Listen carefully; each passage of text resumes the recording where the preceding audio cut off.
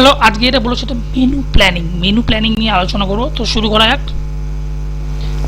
Menu planning means to compose a series of dishes for a meal. Menu planning হচ্ছে একটা series of dishes, মানে বিভিন্ন রকম খাবার বা মিলের কী কী থাকবে সেই মেনুতে, বা তালিকা আমরা যেটাকে বলি। মেনু মানে হচ্ছে তালিকা থাকবে সেখানে। Composing a good menu is an art and it needs careful selection of dishes for different courses. তো মেনু কম্পোজ করা, একটা ভালো মেনু কম্পোজ করা হলো একটা কলা, এবং এটি এখানে আরও বেশি কেয়ারফুলিভাবে ভালোভাবে খাবারগুলোকে সিলেকশন করা উচিত বিভিন্ন কোর্সের জন্য। তাহলে এতে হারমোনাইজ থাকবে, একটা মনোপলি ভাব থাকবে প্রত্যেকটা ডিশের মধ্যে, সমতুল্য ভাব থাকবে আমরা যেটাকে বলি। The planning of meals in commercial catering establishment is based more on economic consideration and reputation than on the desire to provide nutritionally balanced diet. তো আমরা যেখানে কমার্শিয়াল ক্যাটারিং এস্টাবলিশমেন্টে আমরা দেখি যে, এবং আমাদের ইকোনমিক কনসিডারেশন, যে খাবারের যে টাকাটা ইকোনমিক্যালি দেখেও আমরা জিনিসটাকে এমন করে খাদ্য তালিকাটা সাজাই যাতে ব্যালেন্সড ডায়েটও থাকবে। The dishes produced are intended to please the eye and the palate, এবং ডিশেসগুলোকে এমন করে সাজানো হয় যাতে আমাদের আই অ্যাপিলিং, আমাদের দেখতে ভালো লাগবে। The planning of menus for school feeding, industrial canteens, hostel etc. এবং বিভিন্ন রকম স্কুলে যে ক্যান্টিন, ইন্ডাস্ট্রিয়াল ক্যান্টিন, হোস্টেল যেগুলো, সেখানেও প্রপারভাবে মেনু প্ল্যানিং করা হয়, এবং সেখানে বিভিন্ন রকম ডিফারেন্ট অ্যাসপেক্ট আছে, বিভিন্ন কারণে তাদের নিউট্রিশিয়াস ফুড এবং ওয়েল ব্যালেন্সড ফুড যেটা, সেইগুলোকে ভেবেই চিন্তা করে সেটাকে কম্বিনেশন করে কম্পাইলেশন করে জিনিসটাকে তৈরি করা হয়। There are some rules in the gastronomic laws which must be observed if one is to obtain success, as a badly compiled menu will spoil the complete meal. তো এখানে ক্ষেত্রে আমরা যদি কোনো খাবারের মেনু কম্পাইলেশন করি, সেটি অনেক ক্ষেত্রে আমাদের মিলটাকেই ইনকমপ্লিট করে দেয় বা খারাপ করে দেয়। Menu should provide nutritious food, tame the appetite and satisfy the guest. Menu সর্বদা হতে হবে একটা নিউট্রিশিয়াস ফুড থাকতে হবে, এবং অ্যাপেটাইটটাকে ভালোভাবে ঠিকঠাক রাখবে এবং গেস্টকে স্যাটিসফাই করবে। তো এখানে আমি কিছু essential menu sequence of courses, যেটা আমরা ফ্রেঞ্চ ক্লাসিক্যাল মেনু, সেটা নিয়ে এক এক করে বলছি। ওদো বা অ্যাপেটাইজার, পোতাজ বা স্যুপ, ওফ হচ্ছে এগস, 4 হচ্ছে ফেনিসিয়াস পাস্তা ও রাইস, 5th হচ্ছে পোমাজো ফিশ, অন্ত্রে হচ্ছে অন্ত্রে ডিশ, সরবেত, রিলিফ বা জয়েন্টস, রোটি বা রোস্ট আইটেম, লেগুমস বা ভেজিটেবলস, স্যালাডস, তারপর হচ্ছে বুফে ফ্রাই বা কোল্ড বুফে, অন্ত্রেমেজে সুক্রে মানে সুইটস আইটেম, সেভোরিয়াস বা সেভারি, ফ্রমেজ মানে cheese, dessert, fruit, fresh fruits and nuts, and 7 হচ্ছে বয়েজ বা beverage, tea or coffee. Table the hot or table of the host, এখানে কিছু কিছু মেনু টাইপস আছে, তো সেগুলো নিয়ে আলোচনা করছি। সেগুলো হচ্ছে table the hot, carte du jour, a la carte, special party menu for banquets and buffet. তো প্রথমে যেটা হচ্ছে ট্যাবল দ্য হট বা টেবিল অফ দ্য হোস্ট, এটির ক্ষেত্রে একটি ফিক্স মেনু প্ল্যান করা থাকে ফর এ কমপ্লিট মিল, সেটা একটা ফিক্স প্রাইসে। এই মিলটা হতে পারে 3টে, 4টে বা 5টা বা একাধিক কোর্সের উপর, যে কোনো ডিশেস চয়েসের উপর, কিন্তু একের অধিক যে মেনুটা প্ল্যান করা থাকবে সেটাকে বলা হচ্ছে তাবেল দাওত, ঠিক আছে। এবং এখানে খাবারটি প্রথমেই বানিয়ে রাখা হয়, এটিকে চেঞ্জ করা হয় ডেইলি অথবা in the rotation wise. It is set in the classical sequence starting with odobs or soups and so on. এটি স্টার্ট করা হয় আইদার কোনো ক্লাসিক্যাল ওদব থেকে, এবং সেটি সুপস থেকে, এবং তারপর আস্তে আস্তে বাড়তে যায় মেন কোর্স, তারপর সুইট ডিশ, এরকম করে আস্তে আস্তে জিনিসটা করে। শুরু হয় অ্যাপেটাইজার থেকে, শেষ হয় ড্রিঙ্ক বা ডেজার্ট কিংবা সুইটসে, ঠিক আছে। আলাকার্ট মেনু হচ্ছে from the cart, from the cart. এখানে কোনো কার্ডে পার্টিকুলার একটা ফিক্সড প্রাইস থাকবে, ইন্ডিভিজুয়াল আইটেম। আগেরটা যেটা বললাম সেটা একাধিক আইটেমটা একটা ফিক্সড প্রাইস, এখানে ডিফারেন্ট খাবার, ডিফারেন্ট প্রাইস, যেখানে কার্ডের মধ্যেই লেখা থাকবে এবং গেস্টটা সেই কার্ড থেকে চুজ করেই তারা নিজের মতো আইটেম অর্ডার দিতে পারবে। তো এইসব খাবারের ক্ষেত্রে আমরা বলতে পারি যে বিভিন্ন ডিশের ক্ষেত্রে এবং বিভিন্ন কোর্সের ক্ষেত্রে প্রাইসগুলো ইন্ডিভিজুয়ালি হয়। ডিশগুলো অর্ডার দেওয়ার পরেই খাবারটা তৈরি করা হয়, এটা আগে থেকে রেডি করা থাকে না। তো এই ক্ষেত্রে গেস্টরা একটা পার্টিকুলার পোর্শন তাদের ইচ্ছা মতো চয়েস খেতে পাচ্ছে একটা পার্টিকুলার প্রাইস দিয়ে।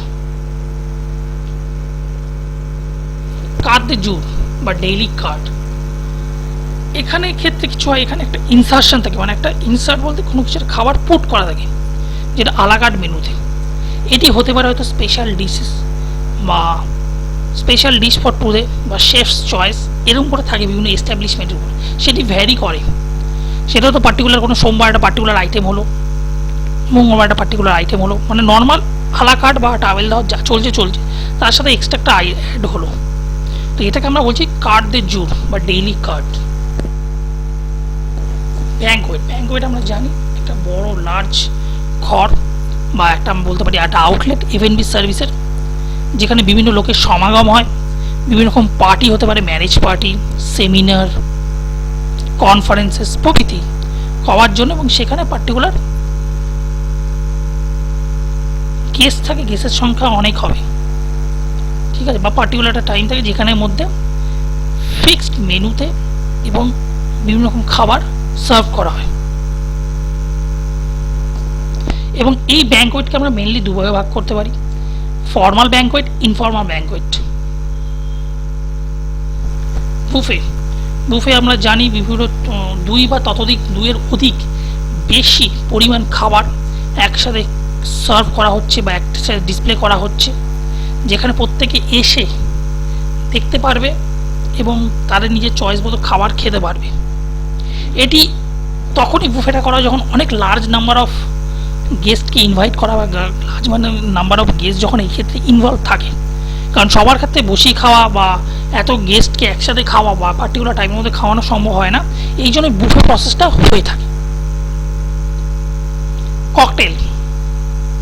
ককটেলস মানে হচ্ছে মেনলি আমরা ককটেলস বলি মিক্সচার অফ ড্রিঙ্কস, অ্যালকোহলিক বা নন অ্যালকোহলিক বেভারেজেস, ঠিক আছে। কিন্তু অনেক ক্ষেত্রে very tiny savoury snacks are serves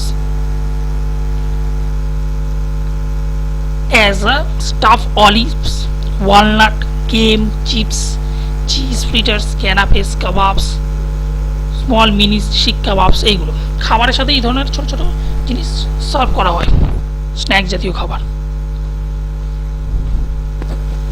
তারপর হচ্ছে points to be consider when planning menus. কী কী পয়েন্টগুলোকে কনসিডার করা উচিত মেনু প্ল্যান করার সময়? এক হচ্ছে টাইপ অফ মিল, কেমন ধরনের মিল আমরা প্রোভাইড করছি, সেটা হয়তো ব্রেকফাস্ট হতে পারে, লাঞ্চ হতে পারে, ডিনার হতে পারে, সাপার হতে পারে, ব্রাঞ্চ হতে পারে প্রভৃতি। ব্রেকফাস্ট, কেমন ধরনের ব্রেকফাস্ট আমরা দিচ্ছি সেটার উপরও মেনটেন করে, সেটা কন্টিনেন্টাল ব্রেকফাস্ট হলে খাওয়ার পরিমাণ কম, ইংলিশ ব্রেকফাস্ট হলে কম, আমেরিকান হলে একটি হিউজ, ইন্ডিয়ান হলে ইন্ডিয়ানের ফুডে পুরো আলাদাই রকম ব্রেকফাস্ট, এবং কেমন ধরনের আমরা খাবারটা দিচ্ছি। লাঞ্চ মেনু আর ইউজুয়ালি শর্টার দেন ডিনার, ঠিক আছে, with less courses and simpler dishes. তো লাঞ্চ মেনুতে আমরা নর্মালি কম পরিমাণ খাবার দিচ্ছি ডিনারের তুলনায়, আরও কম কোর্সেস, সিম্পল মেনু করছি, ঠিক আছে। Dinner menu comprises highly garnish classical dishes, ঠিক আছে। তো here one has a scope of showing one skill of compiling menu with the choice of the most esteemed and rarest and exotic of dishes. Lunch is a quick affair and dinner is taken more leisurely. লাঞ্চটা খুব তাড়াতাড়ি করা হয় এবং ডিনারটা যেহেতু এত wide variety থাকছে বলছে এটি মোর লেজারলি ভাবে লোকেরা অনেকে খেয়ে থাকেন ডিনারটাকে। টাইপস অফ এস্টাবলিশমেন্ট, কেমন ধরনের এস্টাবলিশমেন্টে আমরা ইউজ করছি মেনু, সেটা হোটেল হবে, হোটেল হলে অন্যরকম মেনু, রেস্টুরেন্ট হলে অন্য টাইপের মেনু, হস্টেল হলে অন্য টাইপের মেনু, হসপিটাল হলে অন্য টাইপের মেনুর সাথে সাথে খাবারগুলোও চেঞ্জ হয়, ইন্ডাস্ট্রিয়াল ক্যান্টিনস হলে অন্য টাইপের menu.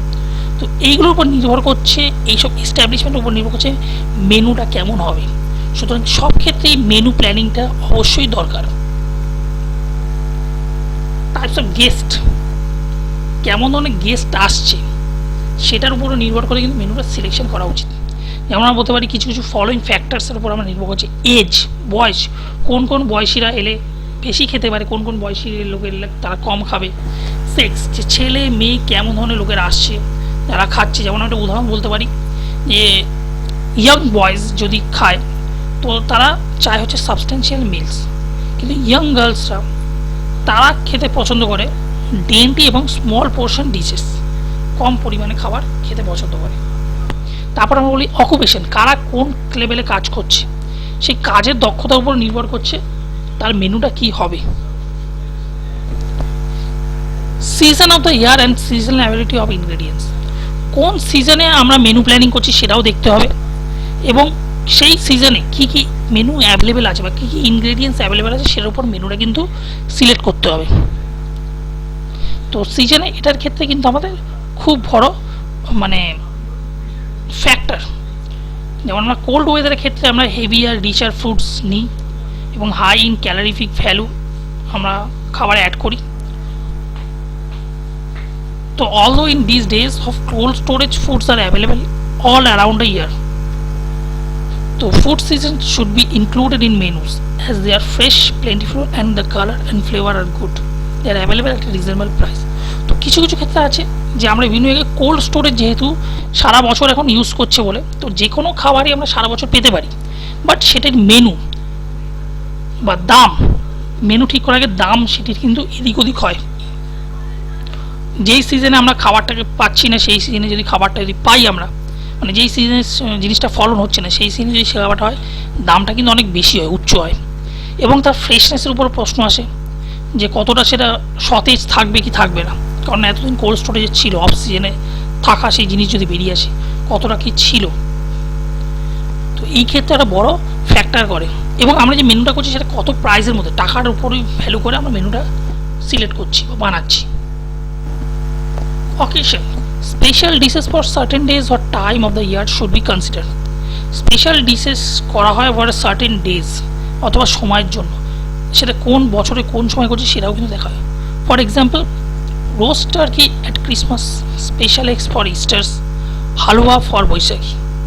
In India Independence Day special menu are the seasonal and occasional expectation. তো আমরা যেগুলো উদাহরণগুলো দিলাম, রোস্ট টার্কি ক্রিসমাসের জন্য করা হয়, স্পেশাল এগস যেটা ইস্টারের জন্য করা হয়, হালুয়া বা মিষ্টি জাতীয় খাবার আমরা বৈশাখে, পয়লা বৈশাখে যেহেতু আমরা মিষ্টি জাতীয় খাবার খাই, তো কোন সিজনের উপর আমরা করছি সেটাও কিন্তু একটা বড় ফ্যাক্টর করছে। কোন সেশন আসছে বা কোন সিজন হচ্ছে বা কোন অকেশন আসছে সেটার উপর ফ্যাক্টর করেও কিন্তু বা সেটার উপরও লক্ষ্য করে আমরা কিন্তু মেনু প্ল্যানিংটা করি।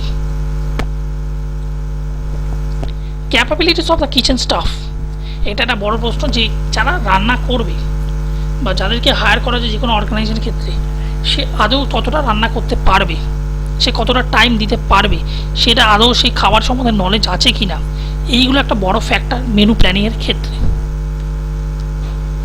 ইকুইপমেন্ট অফ দ্য কিচেন, তো আমরা যেটাতে রান্না তৈরি করবো বা রান্না করব সেখানে সেই পরিমাণ রান্নার জন্য সে প্রপার ইকুইপমেন্ট বা ইউটেন্সিলস আছে নাকি সেটাও একটা বড় ফ্যাক্টর। সেই ইউটেন্সিলস প্রপার না থাকলে যত ইনগ্রেডিয়েন্টস থাকুক, যতই ম্যান পাওয়ার থাকুক, সেই জিনিস কিন্তু রান্না তৈরি হবে না। প্রাইস মেনু, তো অবশ্যই প্রাইস মেনু একটা বড় ফ্যাক্টর, কারণ মেইনলি আমি খাবার টাবার সব বানালাম সিজনাল সব কিছু তৈরি করে, কিন্তু সেটা যদি লাস্টলি বিক্রি না হয় তাহলে আলটিমেটলি লস হচ্ছে জিরো বা কিছু পাওয়া হচ্ছে জিরো, আলটিমেটলি সেটা লসই হয়ে যাচ্ছে। তো এই ক্ষেত্রে আমাদের ভ্যালু রাখা উচিত বা আমাদের ভ্যালু দেওয়া উচিত আমাদের যে প্রাইসিং মেনু করছি বা প্রাইসিং করছি সেটার উপর। আমরা নর্মালি ফুড কস্ট 40%-এর উপর রাখি না, মানে নর্মাল সেলিং প্রাইসটা ফুড কস্টের 40%-এর উপর আমরা বেশি তার উপর বাড়াই না। যেমন হচ্ছে আমাদের ফুড কস্ট পার হেড 200 টাকা ধরলাম, তো সেটা সেলিং প্রাইস হবে 200 × 100/40, 500 টাকা। তার বেশি কিন্তু আমরা বাড়াবো না, তার বেশি হয়তো বাড়ালে হয়তো কাস্টমার আসবে বা কাস্টমারের সংখ্যাটা কমে যাবে, বাট অ্যাফোর্ডেবল ফিস বা একদম সঠিক দাম যদি রাখি তা আমরা অনেকটা প্রফিট করতে পারবো এবং আমরা অনেক কাস্টমারকে খাওয়াতে পারবো। তো এই জিনিসটা মাথায় রাখবে যখনই কোনো কিছু মেনু প্ল্যানিং করবে তখন প্রাইস, দামটা অবশ্যই মাথায় রাখতে হবে। ব্যালেন্স অফ মেনু, যেটা প্রথমে বলছেন যে মেনু করার আগে যে প্রপারলি সব কিছু ব্যালেন্স ডায়েট আছে কিনা, ইনগ্রিডিয়েন্টস ঠিকঠাক আছে কিনা, সিজনাবিলিটি, নিউট্রিশিয়াস ভ্যালু, এইগুলো মাথায় রেখে কিন্তু মেনু প্ল্যানিংটা করতে হবে।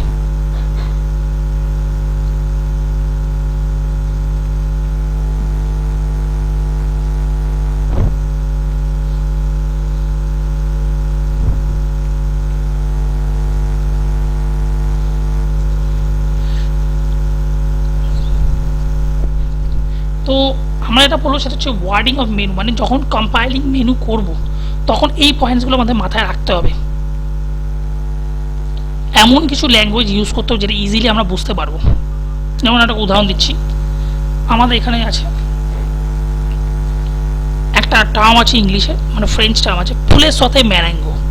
এটা দিয়ে যদি বোর্ডে বা মেনুতে লিখে দিই পাবলিক বুঝবে না, গেস্ট বুঝবে না, যেখানকার জায়গার জন্য। এখানে আমরা কি করব, এখানে চিকেন কারি, চিকেন কষা বা চিকেন ইন ডিফারেন্ট সস বা অরেঞ্জ সস এরকম করে যদি বলি, মানে পার্টিকুলার টাইপটা যদি আমরা মেনশন করে দিই তো ইজিলি আমরা গেস্টকে অ্যাট্রাক্ট করবো, গেস্টটা বুঝতে পারবে। বাট পুলে জিনিসটা আমরা জানি না, গেস্ট অনেকেই জানতে না পারে, সেটার জন্য খাবারটা তো অ্যাভয়েডই করে গেল আর আমার জিনিসটা বিক্রি হলো না। এইখানে যে সেকেন্ড পয়েন্টটা আছে যে আমরা ফ্রেঞ্চ টার্ম ইউজ করতে পারি, কিন্তু নিচে ট্রান্সলেশন করে দিলে ভালো হয়। তো অবশ্যই ট্রান্সলেশন করলে গেস্ট বুঝতে পারবে। তো এই ক্ষেত্রে মেনু প্ল্যানিংয়ের ক্ষেত্রে এটা মনে রাখা ভালো। তো আমি অনেক ক্ষেত্রে দেখেছি যারা মেনু প্ল্যানিং করে, তো মেনু প্ল্যানিংয়ের সময় মানে মেনু কার্ড ডিজাইনিং করার সময় সেটা মেনুর চেয়ে অনেকে ডেসক্রিপশানও লিখে দেয় কি মেনুতে কী কী খাবার থাকবে না থাকবে। এটা খুব ভালো প্রসেস গেস্টকে অ্যাট্রাক্ট করার। তো never use a mixture of language of the course of menu. তো কখনো ল্যাঙ্গুয়েজে মিক্সচার করবে না, মিক্সচার করলে হয়তো গেস্ট নাও বুঝতে পারে। স্পেলিং অফ দ্য ওয়ার্ডস, যে স্পেলিংটা লিখছো সেটা যেন কারেক্ট থাকে, সেটা মাথায় রাখবে।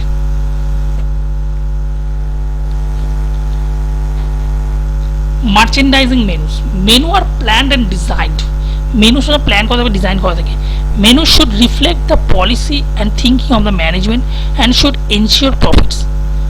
মেনুটা তোমার রিফ্লেক্ট করবে তোমাদের কোম্পানির পলিসি এবং ম্যানেজমেন্টের দূরদৃষ্টি দেওয়া বা চিন্তাটাকে, এবং অবশ্যই প্রফিটটাকে এনশিওর করবে। The menu should B suitable for the market, যে মেনুটাকে সিলেক্ট করবে সেটা যেন মার্কেট সুইটেবল হয়, and the ability of the employees if the operation is to succeed. The presentation of the menu should be taken care of. The presentation যখন করা মেনুটাকে তো সেটাকে যেন মাথায় রাখা উচিত এবং ভালো করে করা উচিত। Menu card should be clean and not be dirty or frayed as it reflects on the management. তো মেনু কার্ড সবসময় ক্লিন থাকা উচিত এবং এটি যখন ডার্টি বা অপরিষ্কার যেন না থাকে, তো এবং এটি রিফ্লেক্ট করে তোমাদের ম্যানেজমেন্ট কেমন ধরনের ম্যানেজ করছো। The menu should be legible and readable for the guest. মেনুটা যেন সম্পূর্ণভাবে যেটা বোঝা যায়, না বুঝতে পারলে রিডেবল মানে লেখা পড়তে পারছিস সেরকম যেন বুঝতে পারে, নাহলে এটা কোনো লাভ নেই। The format of the menu should be suit the contents and the different format should be used for different meals. তো মেনু যে ফরম্যাট করবে সেটি যেন তোমার কন্টেন্ট এন্ড সার্চ ম্যাচ করে, এবং ডিফারেন্ট ফরম্যাট করলে ডিফারেন্ট মিলও করতে হবে। মেনু শুড বি অর্গানাইজ, যে মেনু যেটা করবে সেটা অর্গানাইজ প্রপারলি ভাবে সিকোয়েন্সিয়ালি ভাবে অর্গানাইজ করে দিতে হবে। Language should be simple and if possible effective description should be given. যেটা আমি বলছিলাম, আমি অনেক রেস্টুরেন্টে দেখেছি যে নর্মাল নামের সাথে তার ডিসক্রিপশনও দিয়ে দেয়। তো মেনু ল্যাঙ্গুয়েজগুলো সিম্পল করবে এবং যেন সুন্দর ডেসক্রিপশন থাকে, গেস্টরা যেন ইজিলি বুঝতে পারে। সো থ্যাংক ইউ, এই পর্যন্তই ছিল। কোনো প্রশ্ন থাকলে আমায় করতে পারো, অ্যান্ড থ্যাঙ্কস ভিডিও থেকে দেখার জন্য।